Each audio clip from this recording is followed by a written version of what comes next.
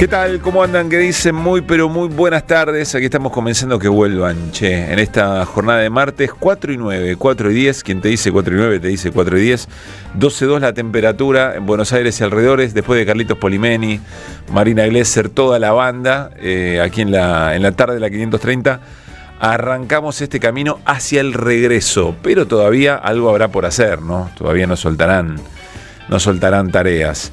Bueno, en este programa, en medio que pasan cosas extrañas. Uno que se te va a China, otro que entra en descanso. Vamos a tener una semana, o en realidad de martes a viernes, una semana mano a mano. Así te lo digo, mirándote a la cámara del stream de la 530. Semana mano a mano. Tendremos invitados, colaboraciones. En un ratito charlamos con Mariano.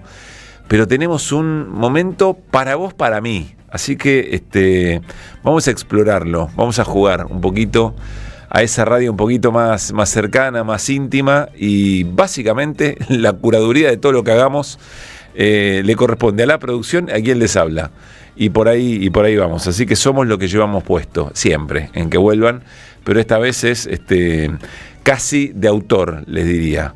Bueno, estamos en una tarde en Buenos Aires lluviosa, esa lluvia muy pero muy finita que flota prácticamente, y que es como si nos estuviera acompañando un poco en el soltar el mundial, ¿no? Estamos un poquito... No tiene ese peso el agua, Carlos querido, pero está ahí, como construyéndonos, acompañándonos, ¿no? Como sintiendo con nosotros. No, hay truenos, pero no necesariamente los truenos están en el ambiente, están más por adentro.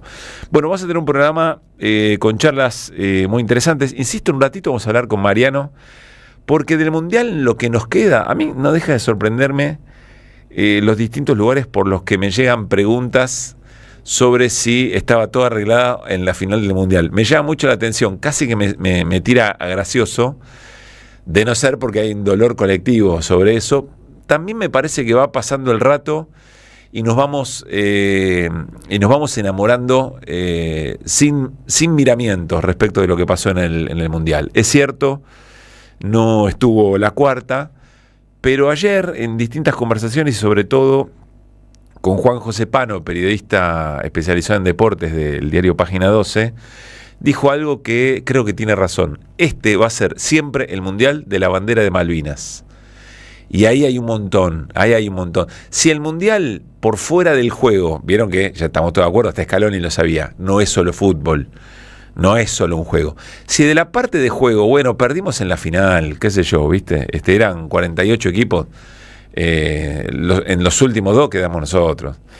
Si efectivamente no juego, todo lo que el Mundial sirve para amplificar lo que pasa en las relaciones internacionales, en las idiosincrasias, en qué está pensando un pueblo, en cómo reacciona, en cómo celebra, en cómo protesta, en todas esas cosas, en el momento geopolítico. Bueno, esto es un mundial que para nosotros va a quedar con mucho sabor a victoria, porque es el mundial de la bandera de Malvinas. Y todavía no terminamos de entender el impacto que tuvo eso que decidieron los jugadores en medio de una situación muy improvisada, de alguien de la tribuna, que en una sábana, que en un hotel, que la coló y que la tiró y que alguien la agarró, y todo eso se gestó en ese momento, con lo cual tiene mucho más valor, incluso, me da la sensación. Así que en un ratito vamos a hablar con Mariano, a ver qué sabe él de las conspiraciones posibles, pero insisto, de gente muy metida en el tema, de gente desde la medicina, la política, familia, todos preguntando, che, ¿qué es esto? Y este audio, y mira que está, no puede ser casualidad. Me llama mucho la atención, y lo vamos a tratar. Bueno, vamos a hablar también en un rato con Fabián Waldman, porque otra vez pasaron cosas con el nuevo vocero presidencial, con Adrián Rabier. Muy llamativo el rol. Uno se pone a pensar si lo hace a propósito, si se tropieza a propósito por aquello de llevarse la marca de un montón de otros temas, o si efectivamente el gobierno debe estar pensando, che, por ahí esto no funciona tal cual lo habíamos pensado. Otra vez tropezó con el bolonqui que se le armó al gobierno con el tema de la bandera de Malvinas. Dijo, no es que dijo que no dijo lo que dijo. Dijo que no piensa lo que escribió, que es aquello del país bananero. Muy llamativo, un ratito lo vamos a hablar, pero además hubo, en un momento medio que se desmadró la cosa, hubo un intercambio muy fuerte con varios colegas, sobre todo con Silvia Mercado, respecto de las condiciones en las que están trabajando en Casa Rosada y sobre todo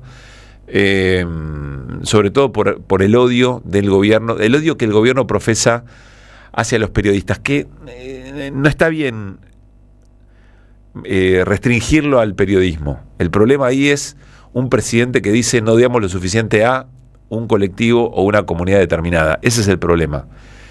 Y entonces el Ravier en un momento, justamente por el tema de País Bananero, que lo escribió él en un posteo respecto del tema Malvinas, de la bandera de Malvinas de los jugadores de la selección, dijo que el periodismo generaba violencia, que había que cortar con eso, con malinterpretar, con hacerle cortes al presidente de cosas que no dijo, porque eso generaba violencia. Y muy saludablemente, los y las colegas que tienen distintas miradas del mundo, que están allí en Casa Rosada, salieron a decirle, no, pará, la violencia no viene de nosotros, la violencia viene de un presidente que dice no odiamos lo suficiente a... Y encima Ravier dice, no dijo a todos, no, al 95% le contestaron. Un ratito Fabián Goldman lo va a contar porque es más que interesante. Y también vamos a hablar sobre decisiones que va tomando el gobierno y algunas que ha tomado y que tiene que volver atrás, como por ejemplo la publicación de aumentos en un insumo muy pero muy determinante para un modelo económico como son los combustibles. Pero bueno, hay mucho, insisto, para charlar.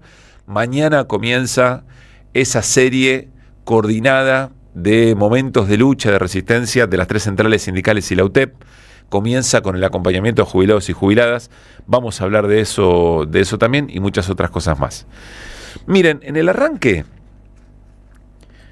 hoy leí algo muy, pero muy interesante de un colega en el diario Página 12.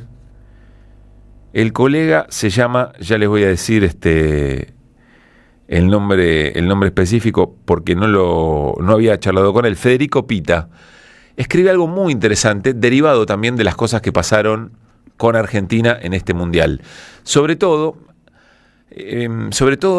aquello de Argentina país racista.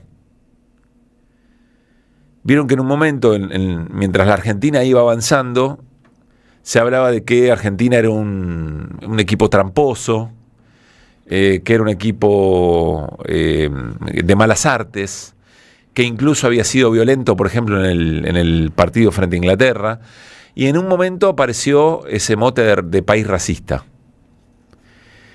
Y Federico hace una nota, quise que charlemos hoy, vamos a ver si podemos charlar mañana con él.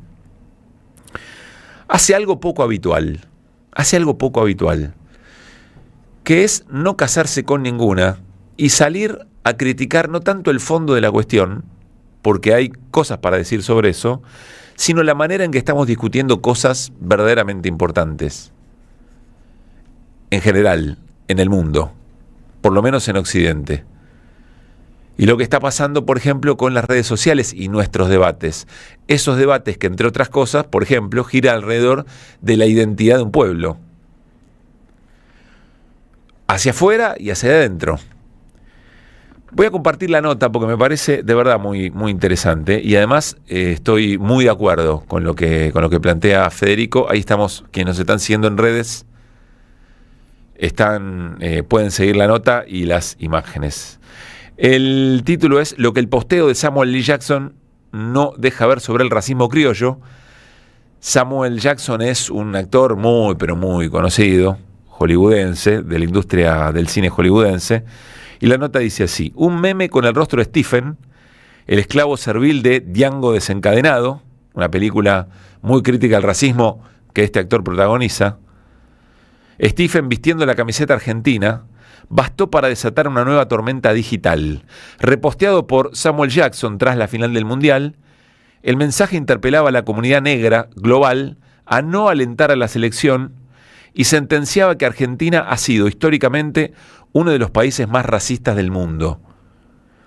La reacción local no tardó en llegar con indignaciones patrioteras y respuestas bien intencionadas que apelaron a la calidez del pueblo, a la salud y educación pública o al historial de banderas sociales de nuestro país para desmentir el juicio. El debate público quedó atrapado una vez más en una trampa binaria de consumo rápido, donde la mirada hegemónica estadounidense exporta su propio esquema de segregación para aplicarlo de forma mecánica a realidades ajenas, mientras que la respuesta interna busca refugio en las virtudes colectivas para dar por saldada una discusión compleja. Este párrafo presenta el problema. Este párrafo de Federico presenta un problema muy serio en el que estamos metidos. Porque puede ser el tema del racismo y la Argentina, o puede ser las moratorias jubilatorias hacia adentro de nuestro país.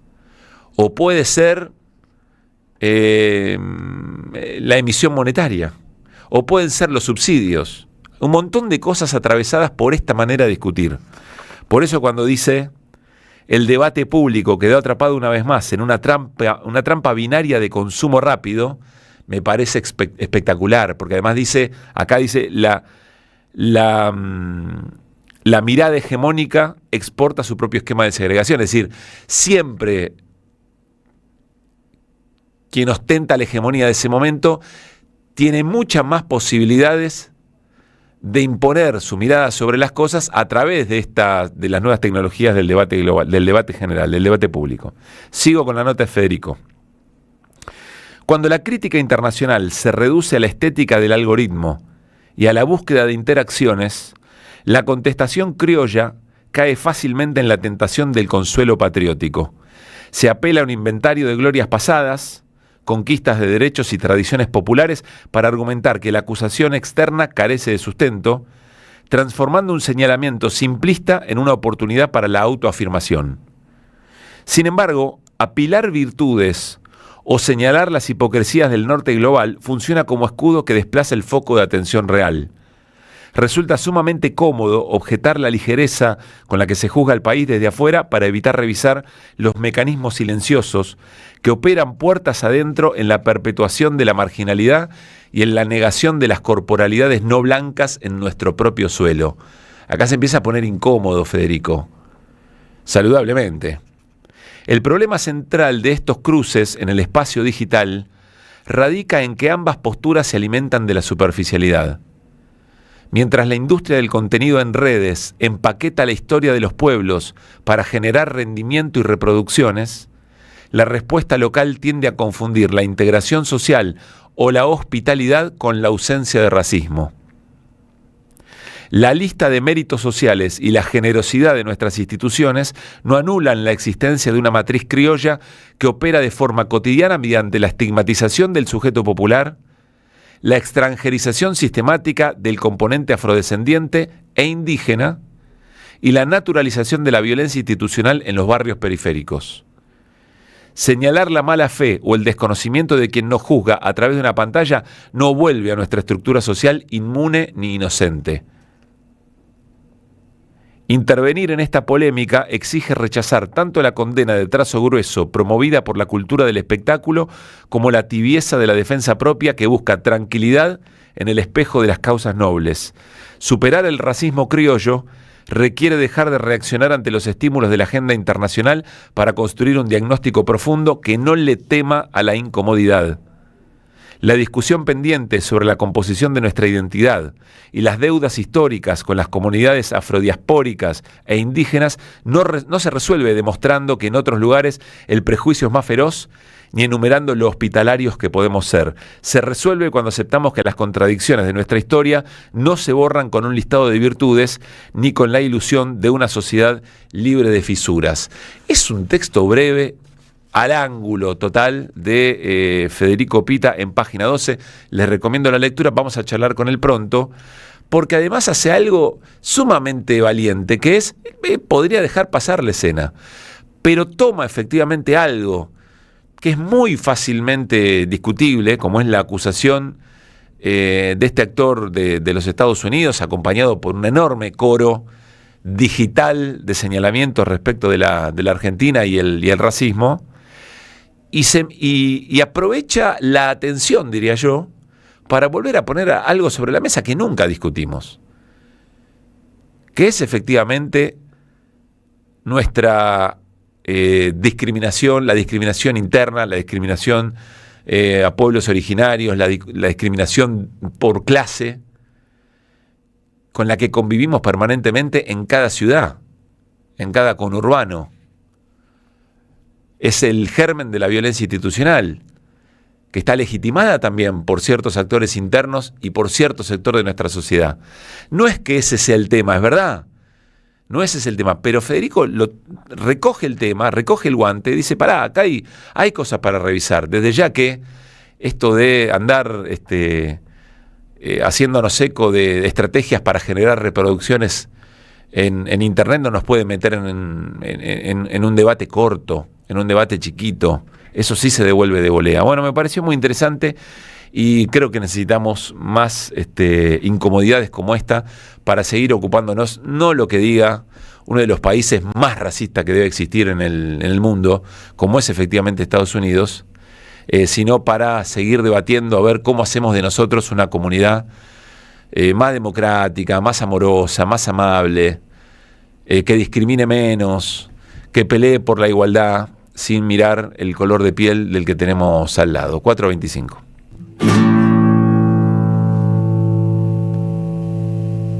Cuando llegó Colón con los conquistadores, le gustó a las mujeres, se violó a los menores y la sangre corrió por la pirámide de Nunca,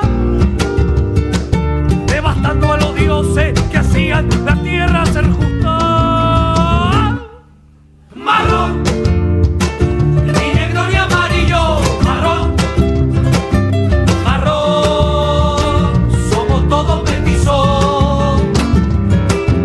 Marrón, marrón, marrón, ni negro ni amarillo, marrón, marrón, marrón, somos todos mellizos.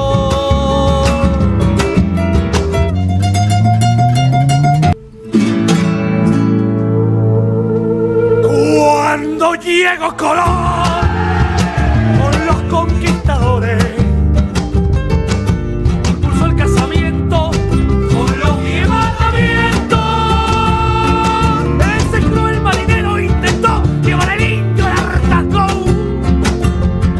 y para eso creó la vida que llana con agua.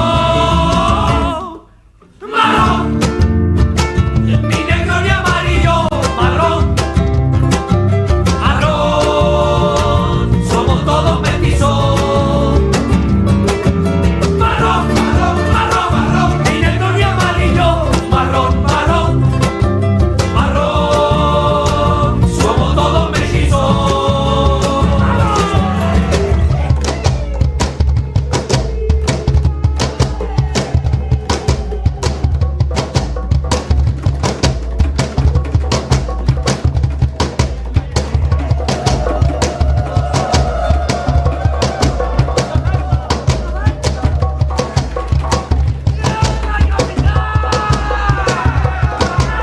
Bolivia, marrón, Perú, marrón, marrón, Venezuela, marrón, Brasil, Ecuador, marrón, Uruguay, Argentina, Colombia, marrón. Qué maravilla esto, Carlos Di Mare. ¿Qué suena? La Joven Warrior. Muy bueno, no lo había escuchado. Espectacular. Carlos Di Mare en la puesta en el aire y muchas otras cosas más. Nicolás Cava coordina, Ale Aymun la producción. Fabián Wallman desde Casa Rosada y Exteriores y también Calle de Tanto en Tanto. Antes de saludar a Fabián, vamos a meternos en lo que fue la conferencia de prensa de hoy del vocero presidencial Adrián Rabier. Yo insisto, de tropiezo en tropiezo. Si es lo que el gobierno quiere, para seguir distrayendo, está muy bien, está haciendo fenómeno su trabajo con un estilo muy distinto al de Adorni. Ahora, si no, me parece que el gobierno debe andar pensando un poquito, che, acá me parece que no la invocamos bien. Antes de saludarlo a Fabián, vamos a agarrar uno de los momentos que generó mayor controversia, porque claro, el vocero presidencial había hecho una publicación como reacción a lo de la bandera de Malvinas del equipo argentino y dijo que si somos un país bananero de ninguna manera vamos a recuperar las Malvinas. Y le cayeron con de todo y ahí salió Adrián Rabier casi de arranque a decir: niego contundentemente haber dicho lo que escribí. No, eso lo digo yo, pero así lo contestó Adrián Rabier y ya saludamos a Goldman. Dale. Esas afirmaciones, niego contundentemente haber dicho alguna vez que la Argentina era un país bananero. Digamos, yo nunca dije eso. Es una interpretación de muy mala fe de algunos periodistas y algunos titulares en algunos diarios que incluso me ponen entre comillas una frase que yo nunca dije. No digo que sean todos los diarios, ahora digo lo que expresé, pero de ninguna manera yo jamás dije que la Argentina era un país bananero. Lo que dije era un condicional de que si Argentina era un país bananero, nosotros no íbamos a poder, pelear por las Malvinas o conseguir o recuperar las Malvinas como todos queremos. Bien, eso dijo Rabier, la frase era: siendo un país bananero nunca vamos a recuperar las Malvinas. Eso lo escribió. Hola Fabi, querido, ¿cómo te va? Muy buenas tardes. ¿Qué tal? Buenas tardes. Sí, esa fue la respuesta a mi pregunta, efectivamente. Es cierto, vos fuiste el que primero preguntó, Pablo, después de hacer otra vez un reclamo respecto a las condiciones, sobre lo que te voy a preguntar hacia el final de la charla, pero a partir de ahí se armó todo un bolonqui bárbaro, Fabi. Sí, indudablemente fue bastante débil la respuesta. A ver, aclaremos una cosa. Pusieron a este vocero en contraposición al anterior para que durmamos. 40 sí. minutos de una exposición de noticias reflotadas que no tenían ninguna novedad y que solamente utilizan para las redes sociales. Dicho esto, efectivamente... Claro, porque el momento de las preguntas le aclaramos a la audiencia que quizá no tiene tiempo ni le interesa, pero más o menos fueron 40 y pico de minutos, me parece que fue un poco más, 40 y pico de minutos hablando él solo en un tono monocorde sobre cosas ya conocidas, ¿no? Sí, efectivamente, hasta el anuncio que hizo fue una noticia que se conoció ayer a la mañana en el boletín oficial, que es sobre una bonificación especial para las Fuerzas Armadas. Más allá de esto, está más que claro que la respuesta de Adrián Rabier a la mayoría de las preguntas fue insatisfactoria. No pudo alcanzar más que a través de rodeos, vericuetos, alargues, un sinnúmero de contradicciones en respuesta que inclusive trajeron a la luz temas bastante candentes que no están todavía reflejados en las crónicas del día, porque indudablemente el tema de la selección y el asueto, que no terminó de aclarar efectivamente por qué lo lanzó Minelli sin tener un acuerdo previo con la AFA, y lo dejó absolutamente en offside al gobierno, que en principio había salido a repudiar, digámoslo, en mayor o menor medida, la acción de mostrar la bandera, y después, hoy, en el transcurso de la conferencia, y contestando a mi pregunta, dijo que siempre apoyaron a los jugadores. Este es, en síntesis, lo que manejó, el discurso que manejó un Rabier, que está bastante lejos de Manuel Adorni, y bastante cerca, de alguna manera, de quedarse sin apoyo. De hecho, Fabián Fernández, que es el secretario de Prensa y Comunicación, que lo había acompañado en las anteriores conferencias, no estuvo presente. Nosotros en general tenemos un off posterior a las palabras de Rabier, él no existió. Y te decía, con respecto a lo que no aparece, es que dio una respuesta del PAMI. Pará, antes de ir al PAMI, sí, y creo que tenemos el corte. Déjame, charlemos algo, Fabi. Si pegado al acontecimiento de la bandera de Malvinas, porque fue así, ¿no? Si la respuesta del vocero oficial a esa situación es la frase, siendo un país bananero, nunca vamos a recuperar Malvinas, ¿cuál debería de haber sido la lectura? Yo escuché la conferencia, en ningún momento explicó entonces qué quiso decir o a qué hacía referencia, porque insisto, si ocurre lo de la bandera y horas más tarde la palabra oficial del vocero es siendo un país bananero nunca vamos a recuperar Malvinas, lo que estás diciendo es que esa acción es de país bananero. Eso es lo que está. No hay manera de leerlo de otra forma. Con lo cual el gobierno, yo creo que esto magnifica aún más, a ver si coincidí, Fabián, esto magnifica aún más lo que logró el equipo argentino con esa bandera, porque el gobierno tuvo que comerse sus palabras sobre el tema. Sí, además que si hubiese sido efectivamente de la manera como él dice, que reivindican todas las acciones de los jugadores, hubiesen utilizado esta acción propagandística que alcanzó escala mundial para poner en claro cuál es la situación de las Islas Malvinas y por qué la Argentina reclama la soberanía después de 44 años de la guerra, y que la guerra no es el único antecedente que tenemos en el conflicto sobre el archipiélago. Así es. Y eso no fue implementado de ninguna manera. Es que si vos querías, Fabi, lo que podías hacer, posteás la foto del equipo y podrías, podrías haber puesto un posteo que dijera todo dicho. Listo, ya está. La bandera, los jugadores y abajo el texto, todo dicho. Chau. Bueno, de hecho ahora, no sé si viste los posteos en las redes de las máquinas de coser, en las cuales están las 3 estrellas y además está la bandera de Malvinas, 15 de julio de 2026. Eso indudablemente deja las claras. Y un dato... Perdón, ¿vos sabés de dónde salió eso? ¿Sabés quién lo originó? No. No, yo tampoco pregunté de dónde había salido, pero no tengo el dato, pero está muy bien. No, inclusive hay distintas versiones, está con la bandera Malvinas, las Malvinas en el medio y 2 estrellas arriba y una abajo, hay otra que tiene 3 estrellas de abajo y las Malvinas arriba. Hay distintas alternativas para la misma gráfica. Y recién, recordando con algunos colegas, ¿quién empezó la campaña anti-Argentina en la República Argentina, en el exterior? Fue nada más y nada menos que Demian Reidel. Tenés razón. Demian Reidel, cuando dijo lo peor que tiene la Argentina son los argentinos, fue el que dio inicio a esto que de alguna manera alcanzó su cenit este fin de semana y en estos días. Así que el gobierno, si quisiera hacer algo efectivamente por los argentinos, debería reconocer que está haciendo a un proyecto, porque además eso fue la parte de mi pregunta, ¿qué diferencia hay entre un país bananero y el proyecto del gobierno nacional apuntando a la producción primaria? Que tampoco me lo respondió. Perfecto, viste, perfecto. Porque si hay definición de país bananero, es efectivamente uno que se dedica exclusivamente a exportar materia prima, sin ningún grado de producción, de valor agregado. Sí, es así y no hay más por dónde entrarle, digamos.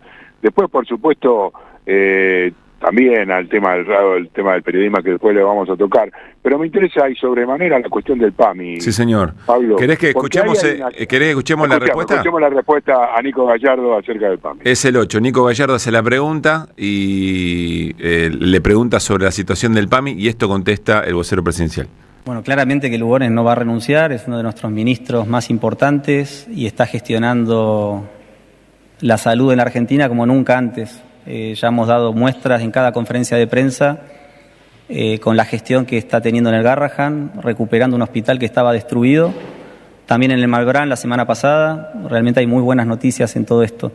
Respecto al PAMI, hay tensiones con el PAMI porque no es un gobierno que emite moneda y gratuitamente entrega el dinero a todos aquellos sectores que lo reclaman, como ha pasado en el pasado. No hay plan platita acá, hay que reasignar partidas, con lo cual si queremos más dinero para el PAMI hay que tomarlo de otro lugar y Caputo, nuestro ministro de Economía, creo, está haciendo todo lo que puede con los recursos que tiene para tratar de lograr muchas cosas al mismo tiempo. Fabi.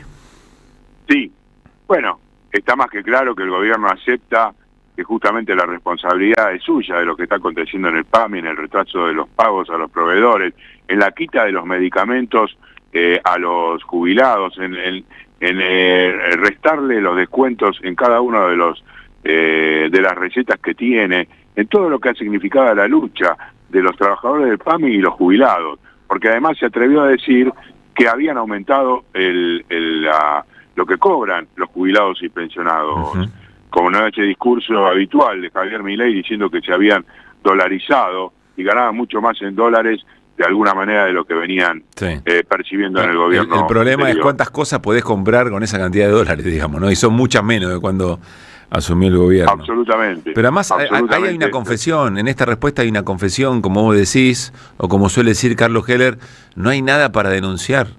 El gobierno dice, sí, hay tensiones porque no alcanza para todo, y nosotros elegimos, nuestra decisión política es que efectivamente uno de los sectores a sacrificar, en el nombre de un ajuste que para el gobierno es inevitable, no una decisión política, sino inevitable, uno de los sectores a sacrificar son jubilados y jubiladas. Y bueno, y habría que sacar otro... Pero claro, macho, hay que sacar otro lugar. Claro, esa es la política.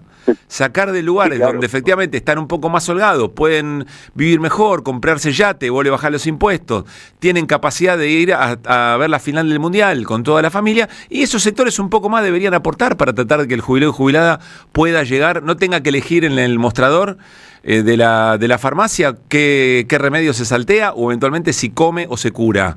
Es tremendo, Fabi. Está muy bien que lo resaltes, está muy bien. Sí, me parece que no ocultan nada, es sacar a descubierta. Y este robo que hacen en función de los sectores más privilegiados, bueno, se vive día a día, como vos bien decís, 500 millones de dólares, ¿no? Lo que gastaron los argentinos viajando al exterior, y la verdad que deja mucho que desear. No, a mí me parece bárbaro que el que puede que lo haga. Nada que objetar. Claro, pero... Nada que objetar. Ahora, el gobierno tiene que identificar cuáles son los sectores que pueden aportar un poquito más, digamos, ¿no? Si es que hay que hacer un esfuerzo. Además, el presidente lo dijo. Yo no me como esa que el presidente avisó. El presidente dijo que no quería el Estado, etcétera. Pero el presidente también fue muy claro cuando dijo el ajuste lo va a pagar la política y la casta.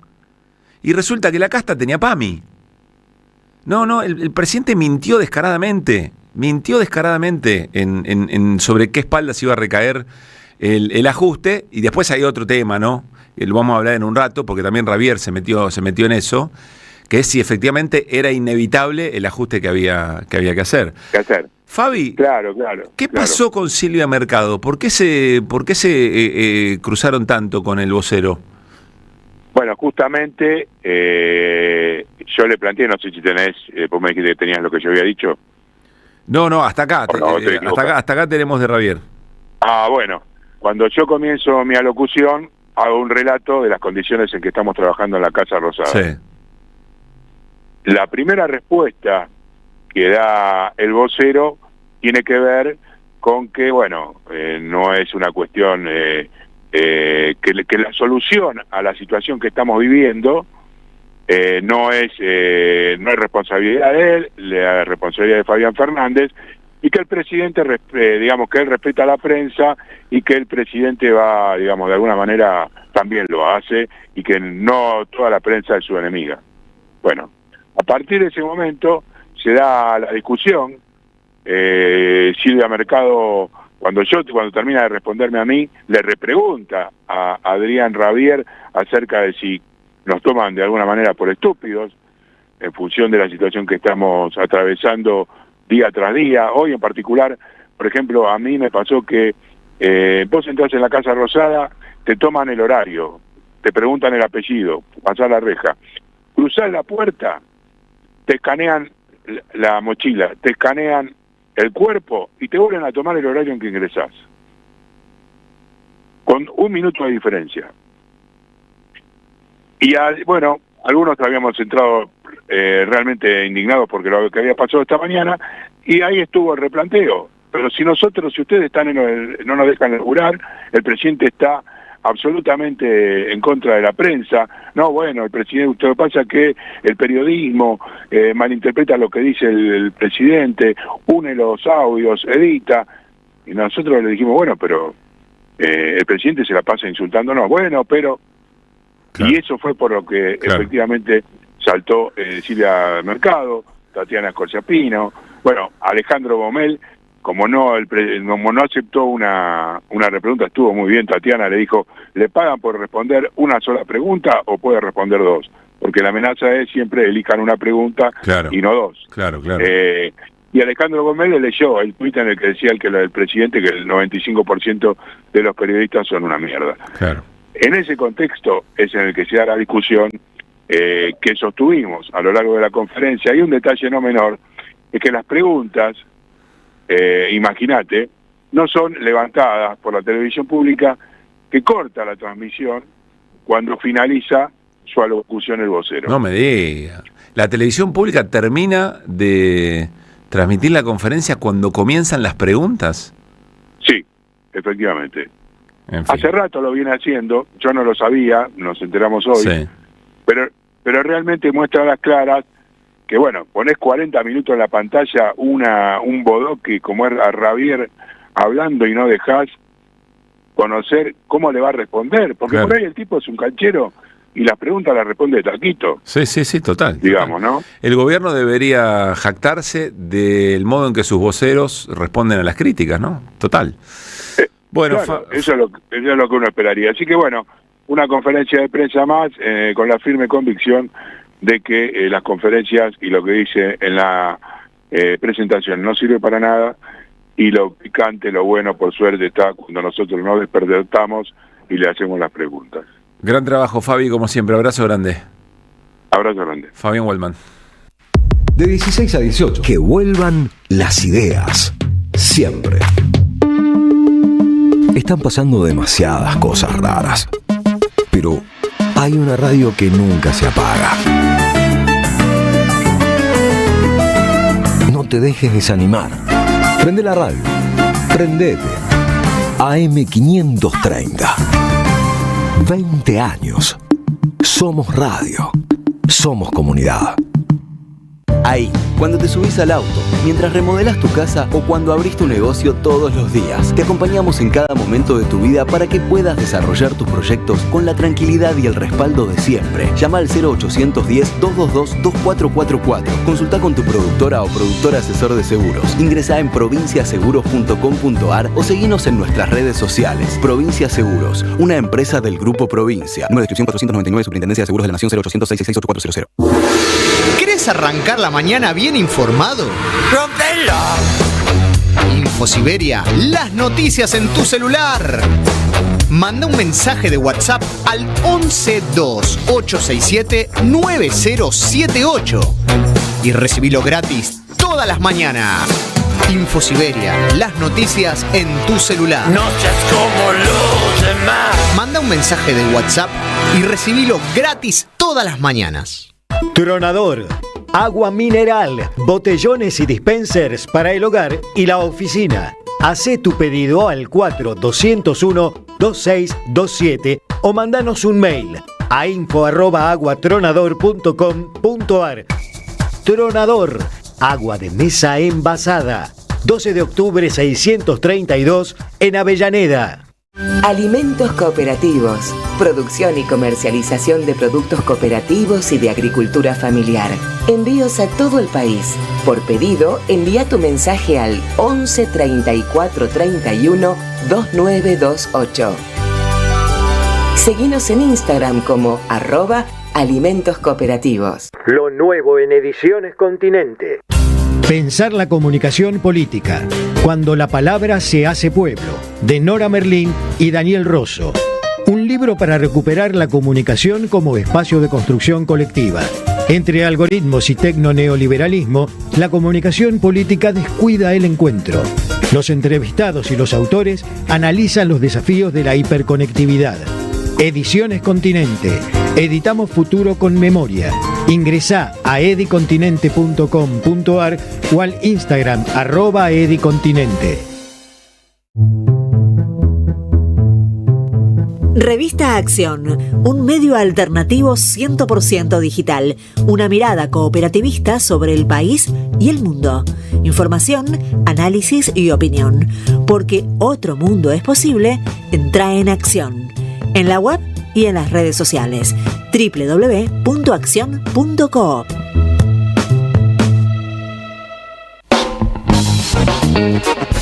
Reflexión, opinión e información dinámica y actualidad. De 16 a 18. AM530 Somos Radio. Que vuelvan las ideas siempre.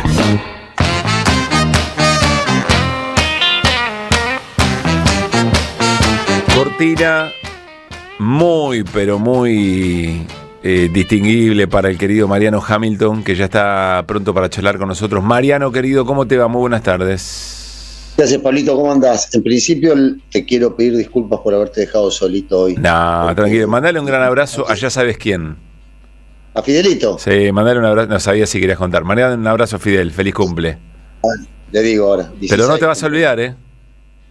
No, bueno, no está acá, no está muy acá, bien. Pero ahora le digo. Bueno, la verdad estoy muy sorprendido, Mariano querido, por la cantidad de preguntas que llueven de todos lados, posteos, columnas en YouTube, en todo lado, todo el mundo diciendo, che, hay la Argentina fue para atrás, los presionaron, por lo de la bandera argentina nos iban a suspender no sé cuántos años del Mundial, y entonces me llama mucho la atención. Hoy le preguntaron a Scaloni, Scaloni ya llegó a Pujato, lo recibieron como merece, y entre otras cosas, vamos a escucharlo, porque le hicieron una pregunta parecida y dijo esto, mirá. Algo en el vestuario con la arenga de Messi. No sé, no veo redes, chicos, yo no tengo, no. Porque se rumoreó como que habían recibido presión, digamos, usted. No tengo idea. Tengan la posibilidad tranquilo, los jugadores todo antes del partido con España. No tengo ni idea. ¿El vestuario estaba bien?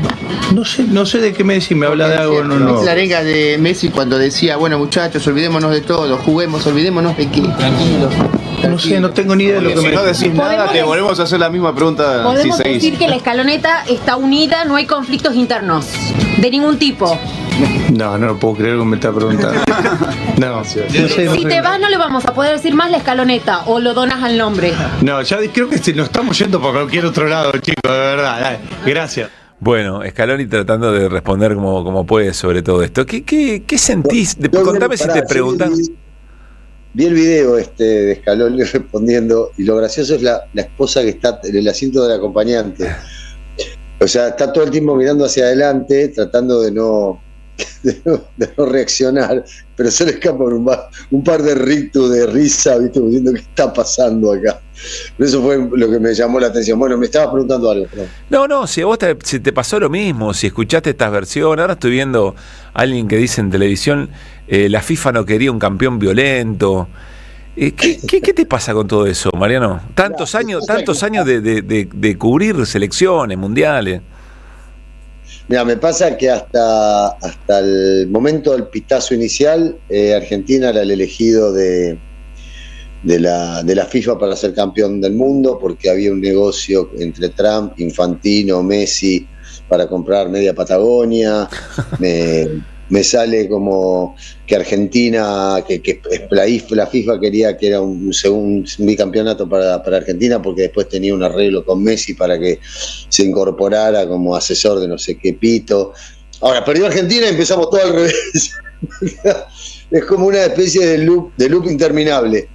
Yo, la verdad, a ver, todo es posible en la dimensión desconocida, pero creo que todas las cosas que se están diciendo son estupideces, que la FIFA no quiere bicampeones, que el FBI estaba en la puerta del vestuario para esposarlo a Chiquitapia y llevárselo detenido, que estaban siendo amenazadas las familias de los jugadores por el tema de las apuestas, presiones de los ingleses porque los jugadores, que por eso el Cuti y Lisandro se tiraron fingiendo lesiones porque estaban presionados por la corona británica. Eso no lo había escuchado, esa no la había escuchado. Sí, hay un montón. Después está el tema de la bandera de Malvinas, y que esto de la suspensión in eternum para la Argentina y la no participación en los mundiales. Había uno, Mariano, que me llamó la atención, que muestra en cámara lenta y dice, y pretende demostrarlo en cámara lenta, que Messi soltó la carrera en el momento en que le queda esa pelota larga que después le intercepta, sale muy bien el arquero español.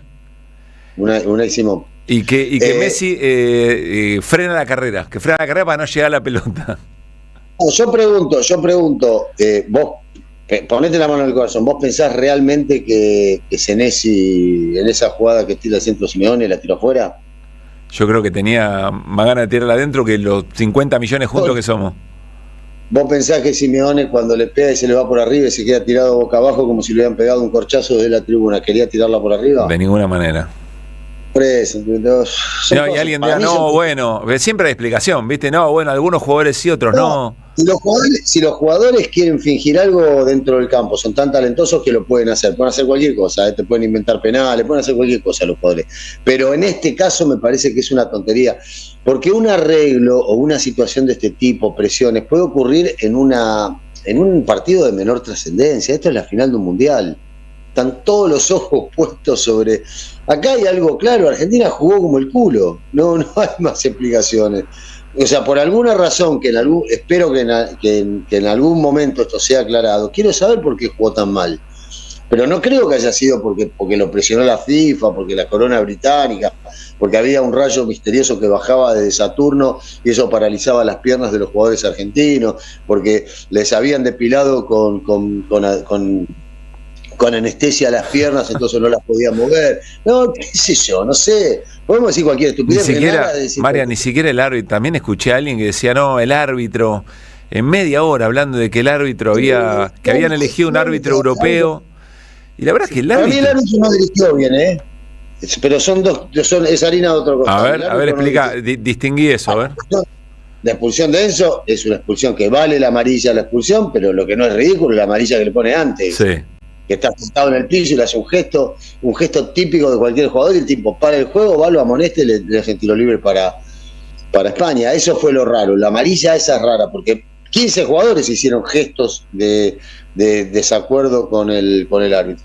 Y la amarilla de Enzo me pareció un poco estúpida, que después se potencia con la patada ridícula que pega Enzo y termina con la expulsión, pero qué sé yo, no sé qué decirte, la verdad. No hubiera anulado el gol. No hubiera anulado el gol, ese gol podía pasar, nadie hubiera dicho nada. Sí. Pero este gol pasaba si el pisotón Otamendi es un pisotón que creo que le pisa el cordón. Es un pisotón muy chiquitito que tranquilamente podría haber anulado el gol. Pero además, María, pensar al revés. Si a nosotros nos anulaba el gol que le anula a España, todavía estamos rompiendo la embajada. No, pero además, yo creo que ahí el lío en que se mete el serbio es que pita antes que le pegue Williams. Entonces eso es lo que a él que lo deja medio engrampado, ¿entendés? Sí.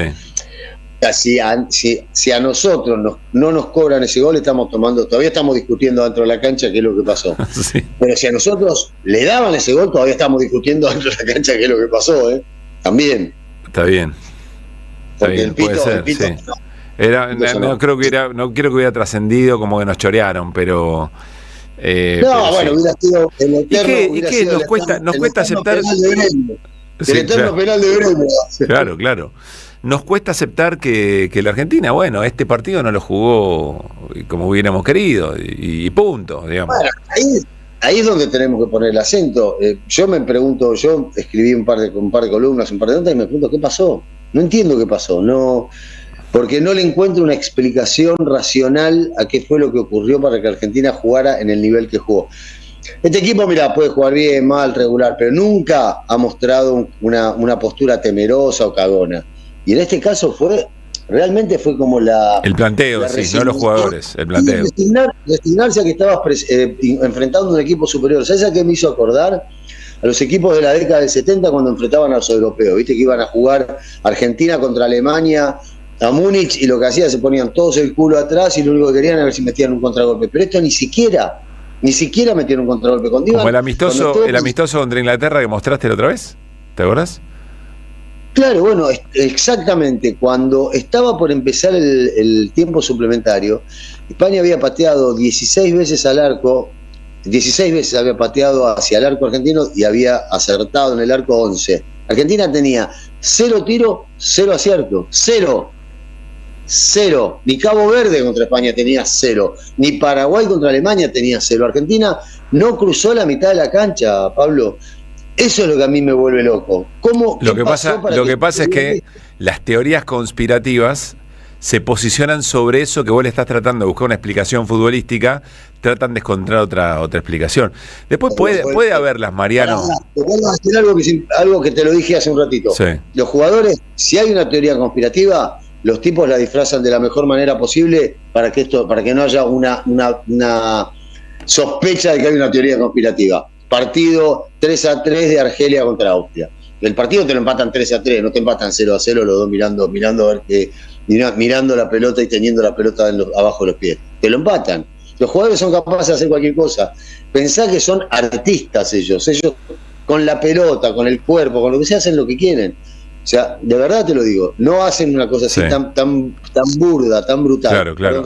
Se arma bardo, porque imagínate ahí todo un país entero tratando todavía de encontrar explicaciones del partido. Y aquí un gran amigo, fiel oyente, dice, no, porque nunca nos perjudicaron, por eso nos sospechamos. Mundial 90, Mundial 94. Qué sé yo, no sé. Yo te digo una cosa, en el Mundial 90 también... En el Mundial 90 éramos una tienda. Nos pasaron por arriba también. Éramos Gatti Chávez, nosotros éramos una tienda en el Mundial 90. Y en el Mundial 94, ¿en qué nos perjudicaron? La verdad, en el Mundial 90 yo no estaba, pero en el 94 yo estaba ahí, ¿eh? No, el 94 es por lo de Diego. El 94 por lo de Diego. Sí, pero yo estaba ahí. Y esto no fue... A ver, Argentina, en el 94 Argentina quedaba fuera del Mundial si Grondona no aceptaba o transaba que dejarlo fuera del Mundial a Diego, que fue la postura inicial. La postura inicial fue nosotros no vamos a retirar el equipo, no vamos a retirar a Diego, vamos a hacer la contraprueba, y cuando llegue la contraprueba ahí vamos a resolver. Y le dijeron, mirá, si vos haces la contraprueba, vos salís campeón del mundo, hacés la contraprueba positivo, te sacamos el título y te dejamos afuera por 8 mundiales, qué sé yo, por 6 mundiales, por 4 mundiales. Ahí es donde se dice Grondona entregó a Maradona, por eso se dice eso. Ahí es donde se dice Grondona entregó a Maradona, no. Grondona lo que dijo, bueno, habló con Diego y dijo, mirá, o sea, ¿es esto o esto? ¿Qué hacemos? Le dijo Maradona, no, me cortaron la pierna. Claro. No dijo que Grondona me cortó la pierna. Y a la FIFA le cortó la pierna. Esperá, yo estaba ahí, me la sentaron, yo estaba ahí. Lo que vos decís, arbitrajes fuleros o arbitrajes amañados siempre puede haber. Está lo de la final de Brasil, por supuesto, también. Lo que vos decís es, acá muy groseramente pasó otra cosa más del orden futbolístico que del orden de las conspiraciones. Mirá, estamos hablando de esto, es increíble. Pero Pablo, si hubo una conspiración para sacarlo a Argentina, ¿por qué le anulan el gol a Egipto, el 2-0 a Egipto con el pisotón a Lisandro Martínez? ¿Alguna jugada? En la final. Pero en la final, vos para que haya una conspiración para sacarte del Mundial, tenés que llegar a la final primero. Y Argentina, el tránsito hacia la final, todos decían que era beneficiado por la FIFA y por los jueces. O sea, entonces, ¿cuál era? Después ahora leí otra también, que es que el color que él viste que el fondo de la presentación del Mundial tiene un fondo que va cambiando todos los torneos, y que era rojo y amarillo, y que el de Qatar era celeste y blanco, y que el de Rusia era bordeaux, era azul oscuro. Digo, me estás matando, Mariano, me estás matando. Claro que ya estoy empezando a creer. La FIFA sabe quién va a ser el campeón y esta es la gráfica. Entonces por eso hace la gráfica. Dejate de joder, hermano. Después había... encontrar abajo el colchón la pelusa, a ver si la podemos... No, porque pienso, después se puede vincular con cosas de mínima verosímiles, que Infantino está hasta los huevos, que hay elecciones, que la UEFA no le quiere dar sus votos, etcétera, y que puede haber ahí... maneras de congraciarse con Europa para que efectivamente Infantino vuelva a estar al frente del negocio más importante del mundo, probablemente. ¿Qué sé yo? Todo eso... Infantino no necesita los votos de Europa, no le importa. O sea, la Europa puede votarle en contra a todo el continente europeo, y mientras él tenga los votos de África y tenga los votos de América del Sur, tenga los votos de Asia, que con un mundial de 48 o 64 equipos se los garantiza. Los votos de Europa no le importan un pito. ¿El mundial de tantos equipos tiene que ver con eso también? Claro, Pablo, es parte del asunto. O sea, vos pensás que él hace este mundial de 48 equipos por deportividad. Lo hace porque él necesita recaudar votos, y para recaudar votos tiene que meter la mayor cantidad de equipos posible. Julio Grondona. Claro. O sea, esto no, ahora el torneo de 30 del Chiquitapia. El torneo de 30 de Julio Grondona, no de Chiquitapia. Está bien. Torneo de 30 de julio de Grondona, el Nacional B de 30 equipos. Lo inventó Grondona insisto, en la década del 90 inventó Grondona esto, de tener los votos de los chiquitos. Todos los votos valen uno. Entonces, a mí que me vote Boca o River me importa un pito. Total vale lo mismo que me vote Almirante Brown, por decir algo, ¿no? Sí, entiendo. Bueno. Ahí hay una discusión muy interesante y muy atractiva que alguna vez por ahí habría que darla, que yo no tengo una respuesta, que es el voto de Mandillú, de Aldo Civi, vamos a ponerlo como primera, el voto de Aldo Civi, ¿puede valer lo mismo que el de Boca River? ¿Qué representación tiene Aldo Civi a nivel popular? ¿Qué representación tiene Boca o River a nivel popular? ¿Pueden valer 1-1 o tiene que haber un voto de 3-1? Pero ahí, si vos ya haces eso, decís que hay voto calificado. Claro. Entonces, los equipos grandes son los que empiezan a manejar los destinos de la AFA. Ahora, tampoco está bueno que la AFA se maneje con discrecionalidad, que un tipo que maneja la AFA, que en este caso es el Chiquitapia ante la Julio Grondona, tenga la discrecionalidad del manejo de la AFA, anulando la potencia de los clubes grandes, pero y apoyándose en las necesidades de los clubes chicos. Es como una discusión muy complicada que no sé cómo resolverla ni cómo saldarla. Bien. Bueno, seguiremos charlando sobre esto. Me interesa lo que decís, que en algún momento puede haber una charla más distendida, menos presión, de a ver qué lectura hace Scaloni o los jugadores del planteo, etcétera, etcétera. Me parece eso... Bueno, viste que Scaloni dijo, en Pujato cuando llegó, dijo que vamos a seguir poniendo el cuero, vamos a seguir buscando la salida, como abrió un poquitito la puerta para seguir al frente de esta selección. Te queremos, Mariano, gracias, y mandale un abrazo enorme a Fide. Sí, Fide, te saludan acá. Abrazo grande, Mariano. Abrazo grande. Que esté muy bien. Mariano Hamilton, 5-5. De 16 a 18. Que vuelvan las ideas. Siempre.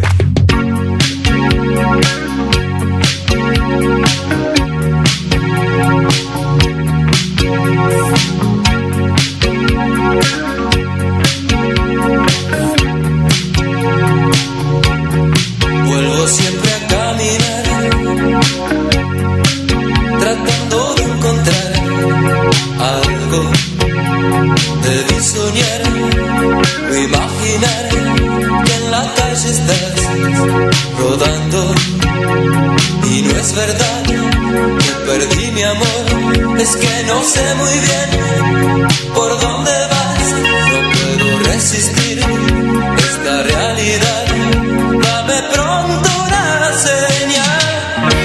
Es que tu cuerpo va flotando por mi habitación. Cierro los ojos, lo detengo en mi imaginación.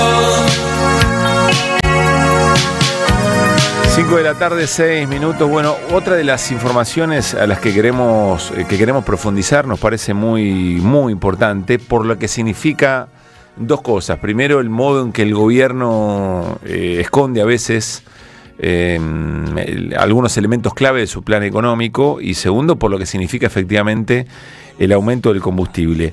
El título de la noticia es fallo del juez Ramos Padilla, declaró inconstitucional la resolución del Ministerio de Economía que el año pasado había eliminado la obligación de las petroleras de comunicar previamente las subas en los surtidores. Esta sentencia viene por un amparo colectivo del CEPIS, del Centro de Estudios para la Promoción de la Igualdad y la Solidaridad. Y Mariano Lovelli, que es integrante, es abogado y integrante de este centro, toma la nota publicada por Clarín y dice: no vas a poder seguirle ocultando los aumentos de la nafta a la gente, Luis Caputo. Y ya eso me pareció interesantísimo para charlar con él. Mariano, soy Pablo Caruso en Que Vuelvan las Ideas. ¿Cómo te va? Buenas tardes. Hola Pablo, ¿cómo estás? Buenas tardes. Gracias, Mariano, por esperarnos unos minutos.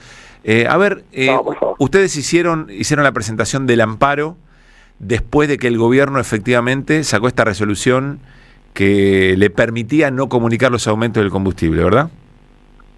Exactamente. El año pasado el ministro Caputo firmó una resolución, la 717, que dejaba sin efecto una resolución del entonces ex Ministerio de Energía y Minería de la Nación, la resolución 314-16 que había firmado Juan José Aranguren, digamos, no la firmó el Che Guevara, había firmado Juan José Macri, Aranguren, en donde se había modificado una norma del año 2004 que tenía que ver con la publicidad de las modificaciones de precios de los combustibles. Se estableció un sistema, en el 2016, un sistema en línea de información de los precios de combustibles en surtidor. Esto tiene que ver, tiene varias aristas para entender este tema. Uno, el famoso artículo 42 de nuestra Constitución Nacional, que habla que todos los usuarios y consumidores tienen el derecho a acceder a una información adecuada y veraz en su relación de consumo. Por lo tanto, la existencia de un sistema en línea centralizado, en ese entonces el Ministerio de Energía, hasta el 2023 al 2025 el Ministerio de Economía, que estuviese centralizado toda la información de los precios de los combustibles, en que los consumidores podían acceder a la información en tiempo real sobre el valor de este insumo. Claro. Esto en la práctica, ¿qué significaba? Que las petroleras informaban antes de cuál iba a ser el valor en el caso de que lo aumentasen. ¿Por qué? Porque no podía suceder que llegase una persona a cargar nafta y se encontrase con un precio distinto al que estaba publicado en este registro. De hecho, el registro de Aranguren, reitero, ni el Che Guevara, ni nadie por el estilo, establecía sanciones a los estacioneros que tuvieran un delay en el precio, es decir, que cobraran en surtidor un precio distinto al que estuviesen publicado. Y la sanción podía llegar hasta quitarle la licencia para poder expender combustibles. Por lo tanto, el sistema hacía que cuando la petrolera movía el precio del combustible, lo informaba de manera previa. Por eso ustedes recordarán, ustedes como periodistas lo deben haber hecho infinidad de veces, de esta noche aumentan los combustibles, sí, claro. Esta noche aumenta la nafta. Claro. Tenía ese sentido, que la gente tuviese en claro cuando había un aumento en el valor del combustible. ¿Y cuál es el beneficio? Porque es un insumo clave para la economía de un país. Claro. En tu caso, Pablo, para cargar nafta en el auto, pero es para el costo del transporte de personas, transporte de cosas, ¿no? La logística, digamos, es un insumo clave para el funcionamiento del país. Claro. Y Mariano, ¿por qué el gobierno quiso hacer eso? Es decir, ¿cuál es el beneficio para el plan del gobierno ocultar o que básicamente cualquier precio podía ser determinado en cualquier momento? Bueno, porque el discurso del gobierno bajo la famosa desregulación es que el Estado todo lo impide, todo lo complejiza, todo le pone trabas. Y que lo mejor es la competencia en tiempo real entre las distintas petroleras para que la gente pudiese cargar nafta por ejemplo, en la estación de servicio que te ofreciera en determinado momento el precio más barato. Lo cual todos sabemos que eso es, en el barrio diríamos, una engaña pichanga. Claro. Eso no es real, eso no existe. Lo que hay es un deliberado ocultamiento de la información a la sociedad para que los precios aumenten sin controles. Porque en los hechos, desde que se derogó la norma que establecía este sistema de información del valor de los combustibles, el valor de las naftas aumentó mucho más que cuando existía este sistema de información.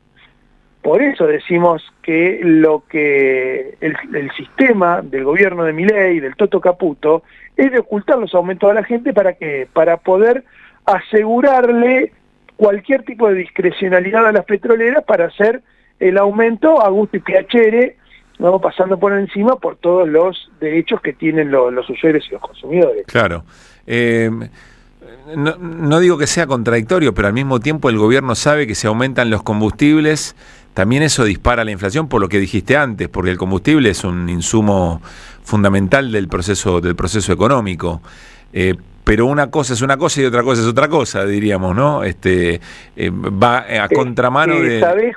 Sí. Y sí, porque la información de esta noche aumentan los combustibles, el impacto genera en la sociedad claro. una percepción de las cosas distinta a que, porque si vos vas el litro de nafta, 1.000 y pico de pesos, y te aumentaron 30 pesos, 50 pesos, ¿por qué te das cuenta? Y si así lo van repitiendo semana tras semana, bueno, quizá la gente no se dio cuenta y a fin de mes, che, pero ¿por qué no me alcanzó el presupuesto mensual que yo tengo para transporte? ¿Qué pasó? Claro.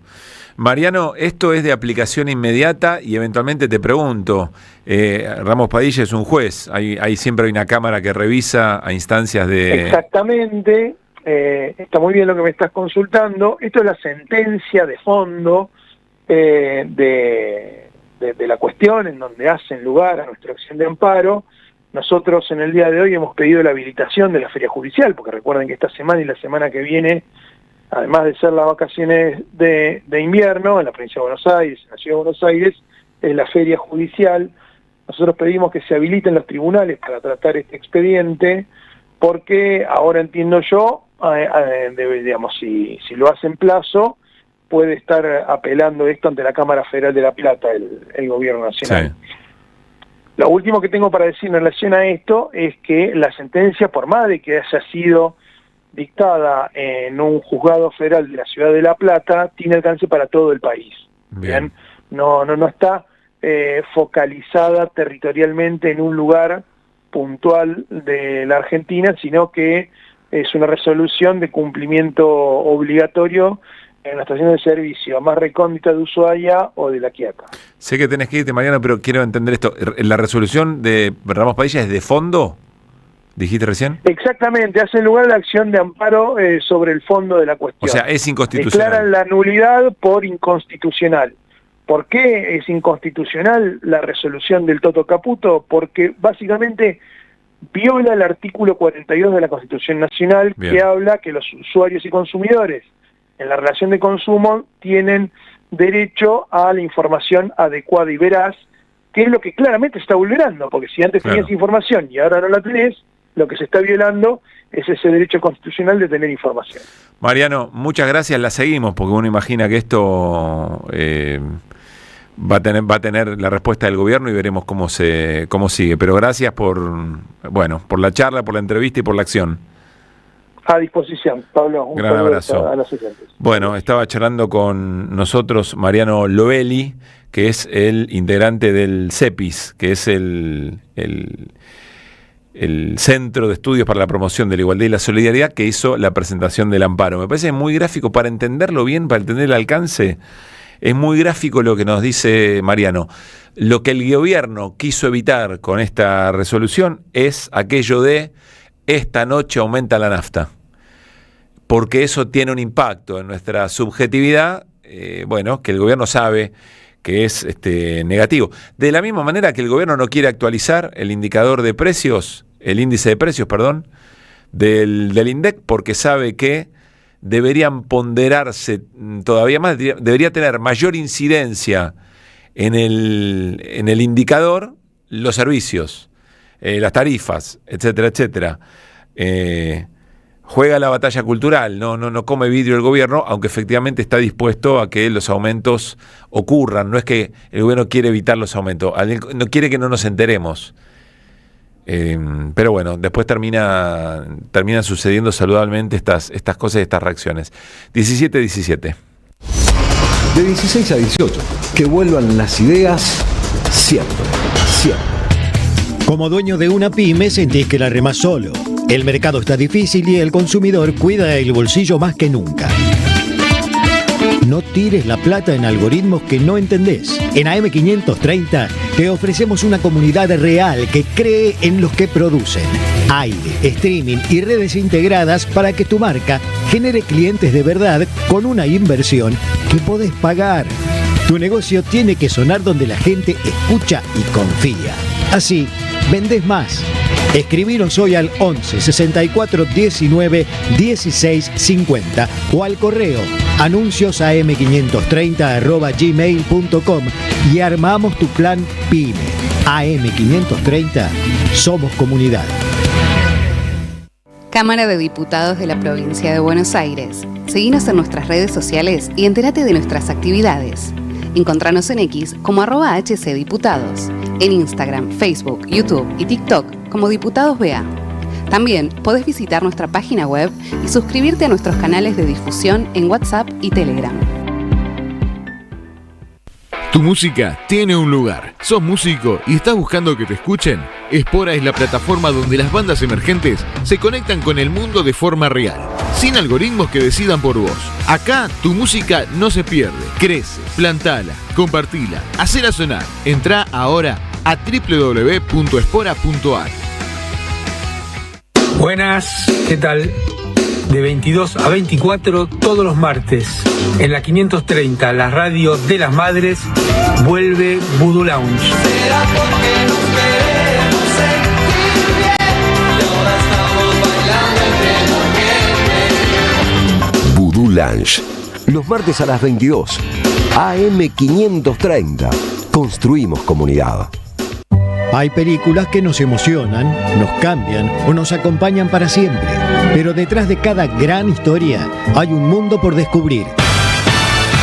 El sociólogo y realizador audiovisual Jorge Gallo te invita a sus cursos de cine clásico y moderno para aprender a mirar el cine con nuevos ojos. Presencial en Capital Federal y también online. 11 66 43 20 17 o visita la página www.jorgegallo.com.ar, porque el cine se disfruta dos veces, cuando lo ves y cuando lo entendés. Endulcina. Endulcina es un edulcorante de mesa en sobres apto para cocinar, libre de gluten, sin TAC. Su presentación en cajas de 400 sobres hace que tenga un precio ideal para la gastronomía y para el uso hogareño. www.endulcina.com.ar. Endulcina. ICBC. El futuro nos inspira. De 16 a 18. Que vuelvan las ideas. Pablo Caruso, Luis Pablo Giniger, Néstor Restivo, Mariano Hamilton, Alejandro Aymú, Nicolás Lacaba, Mariano Randazzo, Carlos Di Mario. Vuelven en ideas siempre. Evitar, resistir tu hechizo de suave adicción, como si fuera fácil dominar mi sentir y saber que te vas, y saber que la abstinencia me puede. Todo se vuelve oscuro y solo puedo decir: más, dame un poco más, quiero intoxicarme en vos, arrancar corazones.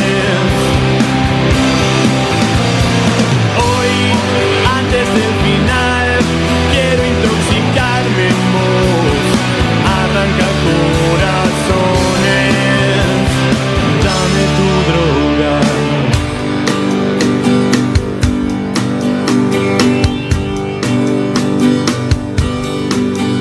Y pensar que una vez me dijiste terminemos todo. Mi vida es un desastre y no te quiero en él, pero al fin te seguí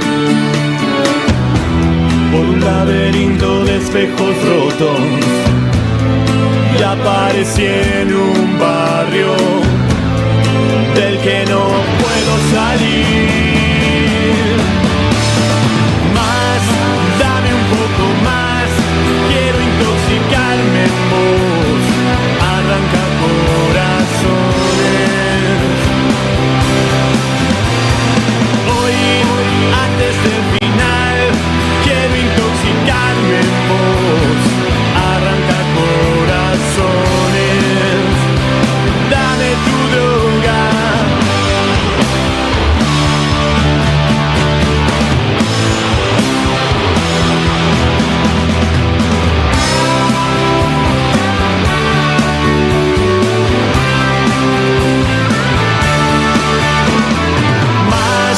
la tarde, 23 minutos. La soberana yerba cooperativa cultivada por familias campesinas, donde el campo vuelve a ser sinónimo del trabajo digno. Nacida en El Dorado, en Misiones, agroecológica sin TAC, con 180 días de estacionamiento natural. Yerba mate La Soberana, pago digno para el productor, precio justo para vos. Encontrala en Instagram como @lasoberana.yerbamate. Conseguila en los nodos y almacenes de la UTT, de la Unión de Trabajadores de la Tierra. Comprala en línea en www.lasoberana.com.ar. En este momento en Buenos Aires y alrededores voy a actualizar, porque el 12.2 me parece que quedó un poquito viejo. 12.3, ¿vieron? Cualquiera. Si no la gana, la empata. 12.3, la temperatura en Buenos Aires y alrededores, cubierto con llovizna, el cielo, humedad 95%. Para el resto de la jornada, igual, llovizna, hasta el fin de este tiempo, del tiempo del martes, de lo que dure este martes. Mañana miércoles, mínima 9, máxima 14, llovizna de madrugada. A la mañana mayormente nublado, a la tarde parcialmente nublado. Pero esa es una manera negativa, Nico querido, de plantear el tema. Porque parcialmente nublado quiere decir parcialmente soleado también. Vuelve el sol. Y me parece que es una gran noticia. Miren que a mí me gusta el cielo gris, me gusta la lluvia, me parece que nos mete en un viaje interesante de tanto en tanto. Pero el sol, ese ratito, esos 15 minutitos con la cara al sol, nos devuelve un montón de cosas, sobre todo después de este viaje. Hablando de viajes, estamos todavía leyendo de todo respecto de lo que dicen de la Argentina, de cómo jugó el partido. Estaba leyendo una columna en el New York Times que dice que nos deshonramos a nosotros mismos. No entienden nada. Si algo me pone mal es gente que nunca recibió un cambio de frente y lo apoyó con el pecho, o nunca hizo un cambio de frente, o nunca agarró una pelota de volea con los cordones y dicen saber de qué se trata el fútbol. Me pone muy pero muy nervioso, muy nervioso. Escucho, soy amoroso, empático, pero ya cuando viene la cosa de juzgar y nunca protagonizaste, no te digo un gol, un cambio de frente, ya me pongo un poquito nervioso. Y de repente aparece un Javier Bardem, actor español, estrella, español, o sea, contento en el asunto, pero el tipo tiene 2 dedos de frente y dice cosas como esta. Yeah, Argentina-Spain was almost a proxy for Israel versus Palestine, rightly or wrongly?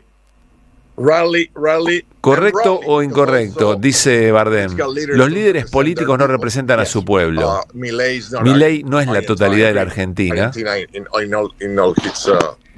Por supuesto tiene su popularidad, pero es cierto que a este alto nivel de enfrentamiento y conflicto, el que provoca Milei, es cierto que cuando un presidente apoya tan abiertamente a una persona que es un criminal de guerra como Netanyahu, entonces quieres apoyar al otro equipo de verdad, al que no está apoyando a un criminal de guerra, dice Javier Bardem. No lo había visto. Tiene que separar. Pará. En la cancha estaban los pibes de Malvinas representados. No estaba Milei, pero bueno, qué sé yo, está bien con la camiseta española. Qué momento interesante para volver a la nota que compartimos de arranque, a la Federico Pita, que dice: che, guarda con meternos en los debates en función de lo que viene empaquetado en redes para generar más reproducciones. Qué mal que nos hace eso. Lo charlamos con Vicente Castro, nuestro querido compañero y operador de video. Qué mal nos hace todo eso en momentos donde hay cosas interesantes para decir sobre las identidades, sobre jugar a la pelota, sobre las acciones extrafutbolísticas de un mundial, tanta cosa linda para decir, para encerrarla en 3 o 4 minutos que lo que buscan es generar un título que dé clics. Ya seremos capaces de darle pelea a todo eso, no tengo ninguna duda. Me va pasando a mí, no sé qué les pasa a ustedes, pero les confieso que un tiempo a esta parte sentía que antes de ir a dormir tenía que repasar a ver lo que había pasado, se me había perdido de algo para trabajar mañana. Hace un tiempito que dije basta de pantallas, volvamos a los libros, y cuando llega el sueño y San se acabó. 5:28. Ideas que vuelvan. El futuro es este mundo postindustrial que va dejando gente de lado porque se nos cierran las fábricas, que es el lugar donde nuestro mundo en los últimos 250 años se formalizó el trabajo, básicamente. Pero en el mundo preindustrial, ¿cómo era el trabajo? El trabajo era comunitario. Entonces, nos sirve mirar ese mundo preindustrial para, bueno, ¿cómo será el mundo postindustrial? La comunidad va a volver a ser un elemento central o muy importante de solución de necesidades, entre ellas el trabajo. No digo que sea la solución de todo y por supuesto este es el mundo con esta tecnología y con estos problemas, pero vemos hoy cómo la comunidad crecientemente va tomando desafíos. Que vuelvan las ideas. La comunidad va a volver a ser un elemento central o muy importante de solución de necesidades. Que vuelvan.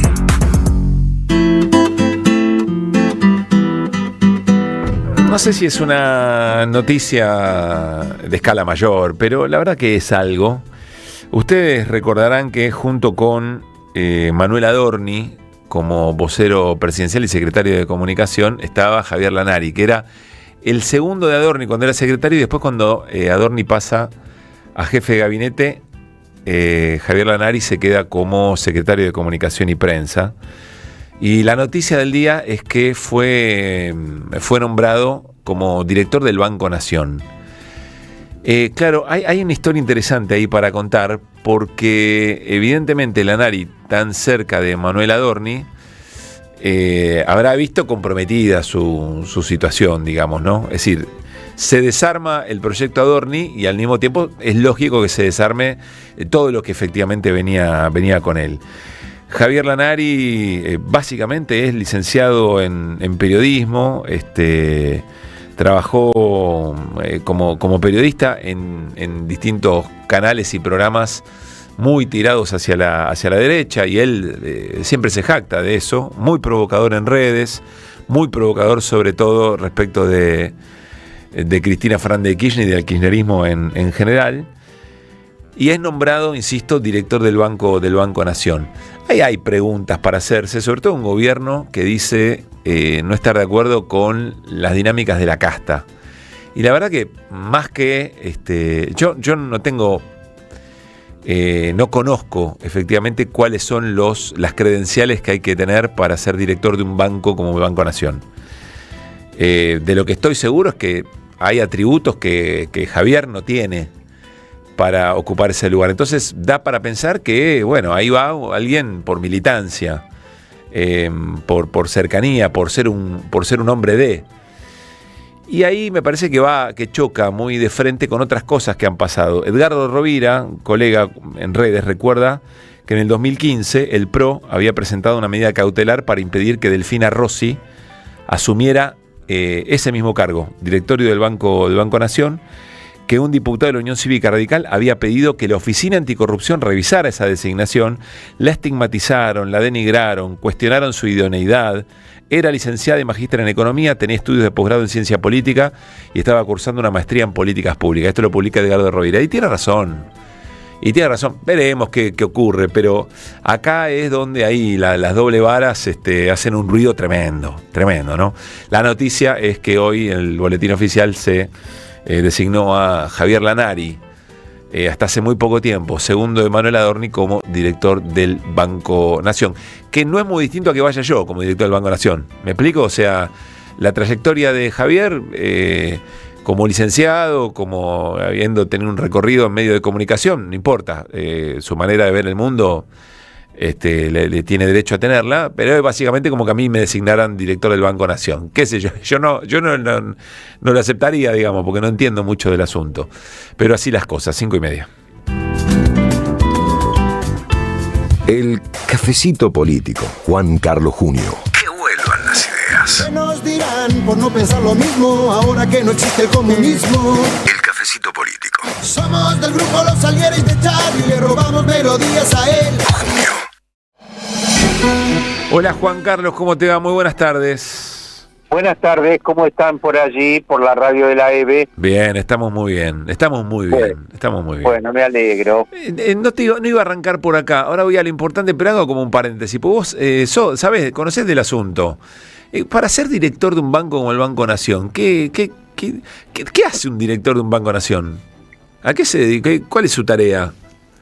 Bueno, imagínate que un directorio es la conducción política de una entidad que es el banco más grande de la Argentina, que tiene sucursales en todo el país, tiene un porcentaje, ya no recuerdo ahora, un porcentaje enorme de la cantidad de depósitos del sistema financiero argentino, lo mismo de créditos. Por otra parte, es un banco de fomento también, porque tiene líneas muy particularmente en términos históricos, el banco más antiguo nuestro, para el agro, para la industria, en fin.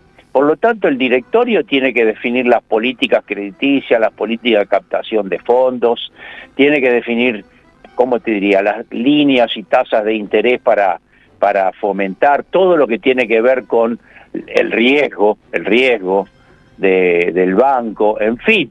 El director es parte de un grupo que es la conducción política, junto con lo que serían los principales funcionarios, pero los más profesionales y técnicos. Claro, entiendo que no tenés que ser necesariamente un técnico profesional del asunto, pero ¿te alcanza con tener una mirada política de las cosas para ser director del Banco Nación? Mira, yo creo que en todos los órdenes, cuanto más cercanía tenés desde el punto de vista de tus conocimientos profesionales, específicos, siempre es una ventaja.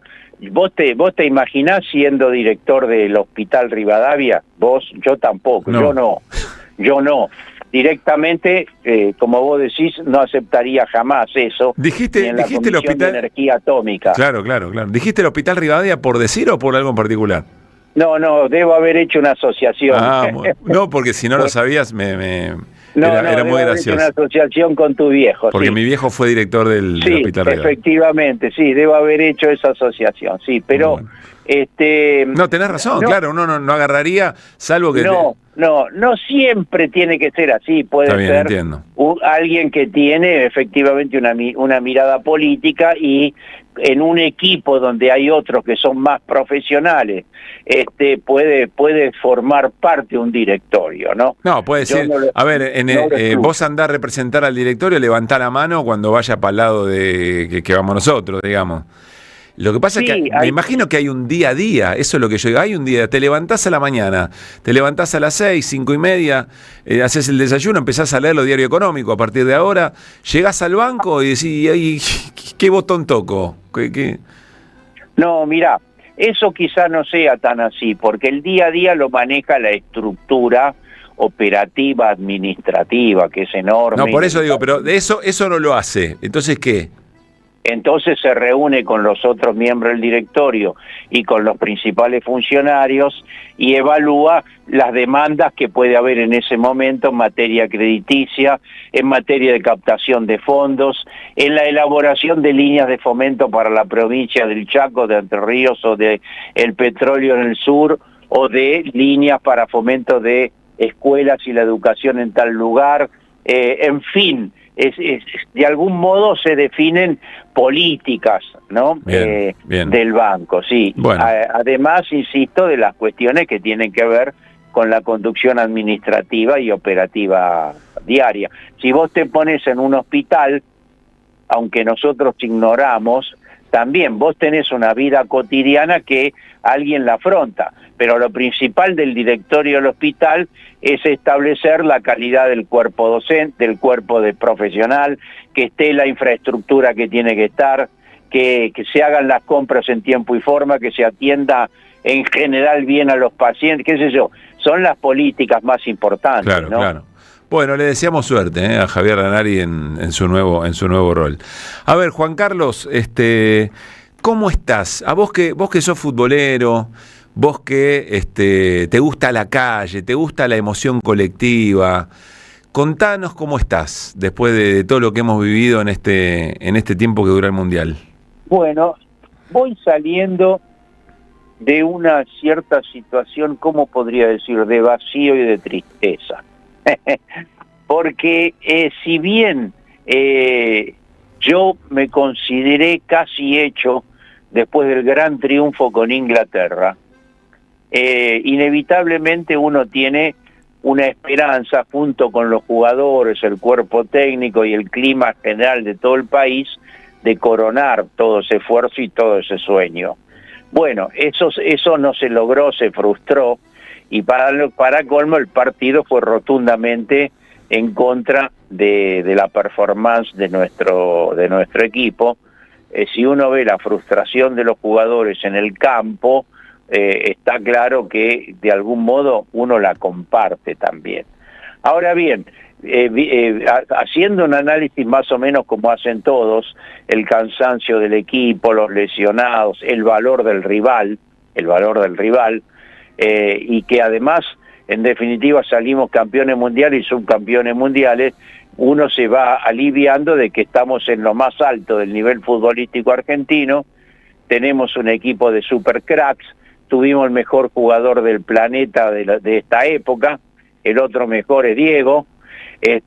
Por lo tanto, creo que me voy, ¿cómo diría?, aliviando de ese vacío y de esa situación de tristeza, y bueno, y vamos entonces entrando en una zona de normalización afectiva y anímica. Bueno, que no es poca cosa, ¿no? Ayer hablando con Juan José Pano, decía algo muy interesante, el periodista especializado en deportes de Página.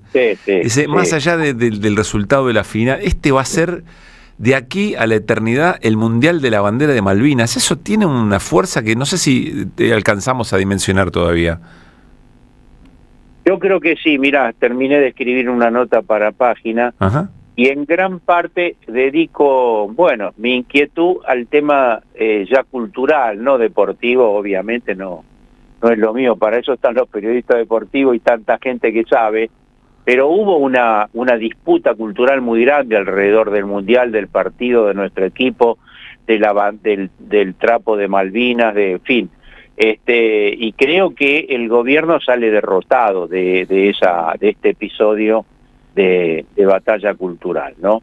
Sale derrotado porque quedó escindido del plantel, el vocero y el propio presidente, que intentó cuidarse de sus exabruptos, se diferenció o discrepó con el propio Lionel y con el conjunto del equipo. Sí. El episodio de la bandera, como vos decías, es un episodio que va a quedar efectivamente para siempre. Mirá, ahí el otro día, creo que en un programa que vos conocés, decía Filmus, ahí en QR, que la estrategia de los ingleses, particularmente después de la guerra esta infame de Galtieri y Thatcher, es la de, bueno, la guerra ya se terminó, nosotros la ganamos, el Imperio Británico, ex Imperio Británico, por lo tanto ya está, no hay más nada que hablar.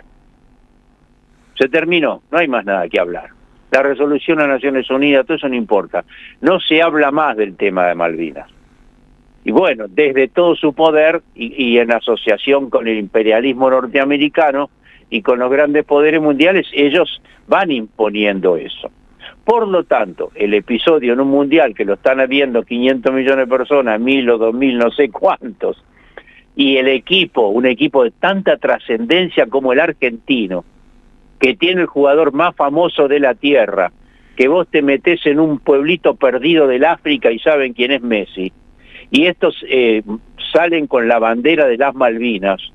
Yo creo que hay centenares de seres humanos de la tierra que no saben lo que son las Malvinas, o porque no sabían, y ahora van a saber. O sea que el reclamo soberano de nuestro país sobre Malvinas quedó totalmente repuesto.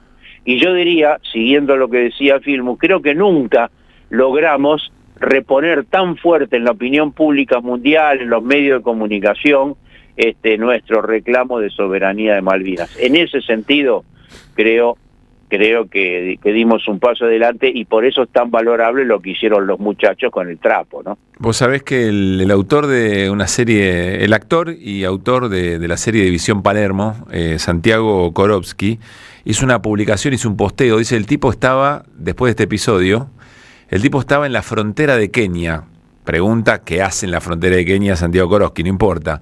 Estaba en la frontera de Kenia, le piden el pasaporte, ven que es argentino y le preguntan, ¿qué es esto de las Malvinas? Porque por la repercusión que había tenido lo de la bandera. Sí, exactamente, es la representación en una escena muy, muy concreta de lo que acabas de decir y lo que decía Filmus también, digamos, ¿no? Sí, a mí me ocurrió en un pueblo de Vietnam. No te puedo creer. No ahora, no, hace muchos años. Y estaba en un pueblo de Vietnam, que yo no sé qué saben del fútbol, hace 20 y pico de años eso. Y cuando dije argentino, el tipo, un campesino con el sombrero típico de los vietnamitas, Maradona, me dijo el tipo. Maradona, me dijo, en un pueblito de Vietnam donde no se juega el fútbol. Claro, pero acá le dijo... ¿A qué se juega? Pero acá no le dijo Messi, le dijo Malvinas. ¿Qué es este, claro, ¿qué es este claro, tema de Malvinas? Es cierto lo que decís, es más significativo que si le hubiera dicho Messi o a mí me dijo ese hombre Malvinas. Lo que demuestra igual es la penetración del fútbol y de los ídolos, ¿no? Sin duda. Hay un tema que lo vamos a charlar en esta semana. Especialistas están contando que hay no sé cuántas granjas se las denomina troll center, de personas que están ahí generando daño en internet, granjas de bots, etcétera, etcétera. Ajá. Que muestran cómo se fue creando y reproduciendo el sentimiento anti-Messi en los días previos a las finales y algunos otros partidos. Y es muy interesante el tema y muy preocupante. No es que sea algo nuevo, pero ayuda que tenga la trascendencia del Mundial y del propio Messi a entender un poco la cosa, porque básicamente están diciendo que algoritmos y la inteligencia artificial crearon una campaña de odio. Aplicalo al Mundial o al fútbol, aplicalo a cualquier cosa, Juan Carlos, aplicalo a la manipulación de la opinión pública y la subjetividad de cara a lo más importante que tenemos, que es la política. Así es muy fuerte el tema. Estamos en un momento, yo diría, muy grave, porque, bueno, la opinión pública siempre intentó ser manipulada. No es una novedad, pero con estos instrumentos que vos decís, estamos ante un peligro grave de crecimiento de la manipulación y tenemos resultados electorales y de todo tipo a la vista. Yo, vos sabés que me detuve, volviendo a que me puse a escribir, en una cosa que me pareció de las más notables, que es la del Licha. A ver. No le podíamos fallar al pueblo argentino. Sí. Eso dijo, ¿no? Y punto. No dijo más nada, se dio media vuelta y se fue. Todos lo vimos, ¿no? ¿Qué significa? Para mí tiene un enorme significado, porque el periodista le preguntaba por la bandera. Entonces, no le podíamos fallar al pueblo argentino, quiere decir de que des cuenta que el pueblo argentino necesitaba, quería, deseaba un gesto de ellos sobre Malvinas. Me da la impresión, cuando dicen no le podemos fallar al pueblo argentino, ¿en qué sentido no le podemos fallar? Porque ya no estaba hablando del resultado futbolístico. El periodista le preguntaba otra cosa. O sea que, yo no sé, todos vimos que la bandera se la tiraron de la tribuna, creo que todo eso más o menos está claro, pero que había anidado ahí en ellos un deseo, un sentimiento que en cuanto agarraron el trapo empezaron a bailar y a gritar, y les nació sus orígenes en relación a este tema de Malvinas, ¿no? Sus orígenes. Porque yo iba a la escuela primaria hace 70 años y lo primero que cuando me senté en primer grado la maestra me ponía, las Malvinas son argentinas. Claro. A esto me refiero, que es un sentimiento nacional, una idea nacional que tiene mucho que ver con nuestra identidad y nuestra vida, ¿no? ¿Viste el posteo de Lisandro Martínez? ¿Cómo? Si viste el posteo que hizo Lisandro Martínez, No. Dice, y a nuestra gente quiero decirle que el resultado no define el camino recorrido. Atravesamos adversidades, hicimos posible lo que parecía imposible y nunca buscamos excusas. Solo encontramos razones para seguir. Defendimos nuestros colores mucho más allá de la cancha y compartimos momentos inolvidables en la selección junto a nuestras familias y con el apoyo incondicional de todos los argentinos. Siempre será un enorme orgullo representarlos. Recuerden que la caída de los grandes es la felicidad de los mediocres. Y finalmente dice, muchas gracias a todos, cuidemos nuestro país. Te amo, Argentina. Tremendo. Qué interesante, ¿viste? Claro, es bastante profundo. Sí, y habla de más allá de la cancha. Sí, señor. Sí, señor. Esto es un compromiso más allá. Y cuidemos nuestro país, cuidemos nuestro país. Así es. Muy Y se mandaron lo de la bandera y lo de las Malvinas, sí. Nos señor. hicieron un favor extraordinario, sí, es como decían en el Pano, ¿no? Bueno, quiero meterte un poquito en el momento económico y en la narrativa del gobierno, si accedes, si estás de acuerdo. ¿Cómo no? Bueno, hoy le preguntaron al vocero Adrián Rabier, que es economista. Un colega le preguntó, ayer hubo datos de salario. Lo que se sabe es que el salario registrado en los últimos 9 meses, en 8 perdió contra la inflación. Entonces le preguntó, ustedes dicen desde el gobierno que la cosa va fenómeno, que el salario va fenómeno, que todo remonta, pero lo cierto es que le va bien a un sector. ¿En qué momento le va a ir bien a todo? ¿Cuándo se va a repartir un poco más esa mejoría que ustedes dicen? Le pregunta el colega. Y quiero que compartamos un tramo de la respuesta, Juan Carlos, y lo analicemos juntos. ¿Puede ser? ¿Cómo no? Dale. Si hablamos de los 2 años y medio de gestión que lleva este gobierno y partimos de diciembre del 23, lo que yo digo es, desde diciembre del 23 la Argentina tiene un tipo de cambio muy atrasado, ¿no? Había una brecha cambiaria de más del 100%. Teníamos un tipo de cambio en 360 pesos, si no recuerdo mal, y tuvimos una devaluación del 118% para llevar el tipo de cambio a 800 pesos. Eso era el inicio de reconocer que el precio del dólar estaba en un nivel que no era adecuado respecto de de la cantidad de dólares que había en la Argentina y respecto de la capacidad de oferta y demanda de divisas, en definitiva, en el mercado de cambios. Además de todas las restricciones cambiarias que conocemos, además de todo lo que ya se ha estudiado. Empezar con una devaluación del 118% técnicamente te hunde los salarios reales a un pozo. Y de hecho los argentinos la pasamos muy mal en el primer trimestre de 2024, en el sentido de que nuestros ingresos habían caído fuertemente. Yo lo que digo es que desde ese momento a hoy los salarios reales crecen. Y todos los sectores económicos crecen, todos. No es que la energía, la minería, el agro, la agroindustria o los servicios bancarios o los servicios profesionales o las exportaciones pymes, todos, el consumo, la construcción, todos crecen desde el pozo en el que nos dejaron. En este sentido, hay una discusión legítima de decir, bueno, comparamos con comparamos con el 2017, que fue el mejor año de Macri, comparamos con el mejor momento de Alberto Fernández, comparamos con noviembre del 23, comparamos con diciembre. Bueno, Javier Milei tuvo que generar ese reconocimiento, ese sinceramiento del mercado de cambios para empezar este modelo de reconstrucción de la Argentina. Entonces, los salarios reales quedaron en el piso. Y si no recuerdo mal, un jubilado ganaba $50. Llévenlo a pesos, en términos reales, en los valores que ustedes quieran. La miseria es la situación en la que nos dejó el kirchnerismo. A mí es interesantísimo usted dirá, che, acá no hay nada nuevo. A mí me parece que traído al presente hay mucho para hacer con esta manera de contar las cosas del gobierno. Juan Carlos. Bueno, yo creo que tienen una audacia para manipular, para falsear datos y elementos de la realidad temerarios, y yo francamente creo que rondan la inmoralidad. Reivindicar la devaluación del 118% como un hecho positivo y notable de los primeros días del gobierno de Javier Milei, eso implicó un golpe a los salarios, un golpe a las jubilaciones, un golpe a todos los ingresos de la sociedad que no recibieron un aumento paralelo de los ingresos de 118%.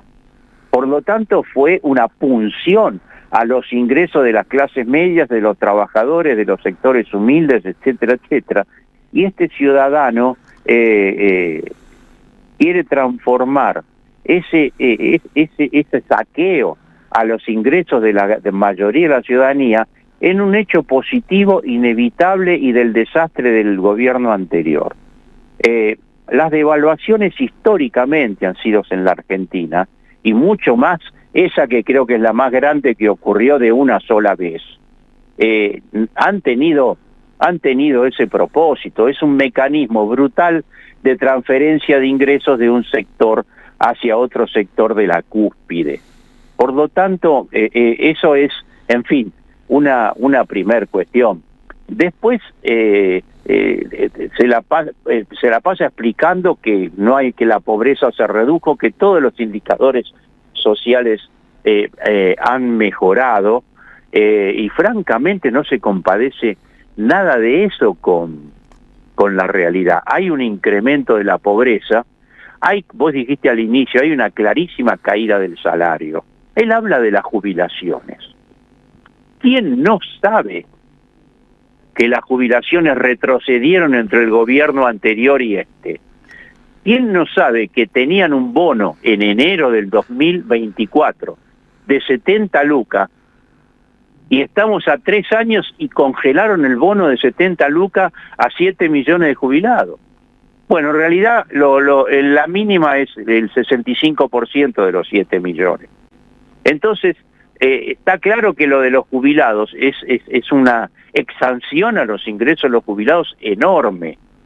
Todo el famoso tema, el tótem del superávit fiscal, en realidad, en gran medida pasa precisamente porque el gasto del Estado, que en realidad es la inversión en servicios y la inversión en salarios y jubilaciones, convengamos que la inversión social más grande del Estado es la previsional. Son los jubilados y pensionados y todo eso. La bajaron en un porcentaje enorme. Bajaron, por supuesto, la expulsión de todos los empleados públicos. Bajaron el presupuesto, está claro, de las universidades. Bajaron el presupuesto de la salud, bajaron el presupuesto de educación, y este hombre dice que la vida de todo el mundo mejoró.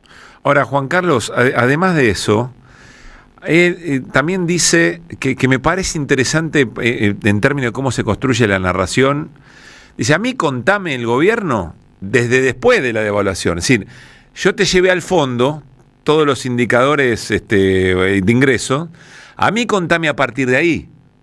Es decir, lo que esconde es la decisión política de haber hecho esa devaluación. Es como si no había otra. Eso me parece lógico. Cuando yo digo interesante, no digo estoy de acuerdo, estoy diciendo que la operación... Está claro. Hay un intento de construir una verdad sobre la base de una falsedad. Pero de que la devaluación era inevitable, es decir... claro, esa es la falsedad. Que es la anulación de la política. Así es, pero además no era inevitable la devaluación. Y además, si vos tenés un atraso, circunstancialmente, podés establecer una política de recuperación. Además podés establecer diversos tipos de dólares, por ejemplo, como ya ocurrió tantas veces en la Argentina, a los efectos de compensar a ciertos sectores de la economía, o equilibrarlos a los efectos de que su producción, en fin, su posibilidad de exportación, claro. Pero no tenés que devaluar para perjudicar, para sacarle, para que pierda ingresos, una gran mayoría de la sociedad. Este hombre que lleva un mes, ¿no? Y que actúa muy parecido en su soberbia a Adorni, porque habla como si fuera, no sé, el Papa. Y dice que los culpables del endeudamiento son las personas que no saben manejar su tarjeta de crédito, su ingreso, en fin, tiene francamente volvé a Adorni, el otro día decía, ¿no? Volvé a Adorni, porque este hombre, ahora bueno, como vos decías, hay que tratar de discutir su discurso, porque intenta confundir a una parte de la opinión pública o a todas las que pueda con todo eso que acabamos de escuchar. Pero francamente creo que es una serie de sofismas, o sea, elaboran un punto de partida que es falso y desde ahí construyen una nueva realidad que es toda entonces ficticia. Hacen batalla cultural. Así es, el desafío es cómo darle pelea. Juan Carlos, abrazo enorme, gracias por el cafecito como siempre. Chao. Juan Carlos Junio, Tanda, dale, ya estamos. De 16 a 18, que vuelvan las ideas siempre. ¿Apostar la plata de tus viejos? No da. ¿Apostar todos los días? No da. ¿Perderte la juntada? No da. ¿Viciar con las apuestas? No da. Si conoces a alguien que tiene problemas con las apuestas, dejarlo solo no da. Llama al 0800-222-5462. Gobierno de la Provincia de Buenos Aires. ¿Sabías que estás increíblemente cerca de una de las catedrales más importantes del mundo? ¿De un teatro a la altura de la Scala de Milano? ¿De un museo de ciencias naturales tan impactante como el Smithsonian de Washington? ¿De un parque infantil que inspiró al mismísimo Walt Disney? ¿Y de la primera ciudad planificada de Latinoamérica? Sí, todo eso lo encontrás en La Plata, además de una increíble gastronomía, los mejores planes y plazas diseñadas para enamorarte. Redescubrí La Plata. Estamos acá, increíblemente cerca. Municipalidad de La Plata. 11-11, el periodismo con opinión que faltaba en la televisión. De lunes a viernes, 21 a 30, 11-11, por AR12, periodismo con opinión. 12 libros con las grandes plumas que escribieron sus históricas contratapas. Hellman, Sacomano, Eva Giberti, Feynman, Hugo Soriani, María Moreno, Fresán, Galeano, Horacio González, Dalmaceto, Bayer. Este domingo en tu kiosco el primer libro, Osvaldo Soriano. Compra opcional 25.000 pesos con página 12. Peroncho. Emanuel Rodríguez llega con un show imperdible de humor, política y catarsis colectiva. Un espectáculo para reírse de la realidad, pensar un poco y salir más liviano de lo que entraste. Viernes 24 de julio en la Coopi de Carlos Paz. Sábado 25 en el Centro Cultural Córdoba, Córdoba Capital. Reserva tu lugar ahora en peroncho.ar. Peroncho. Humor para tiempos intensos. Invita AM530 Somos Radio. Tronador.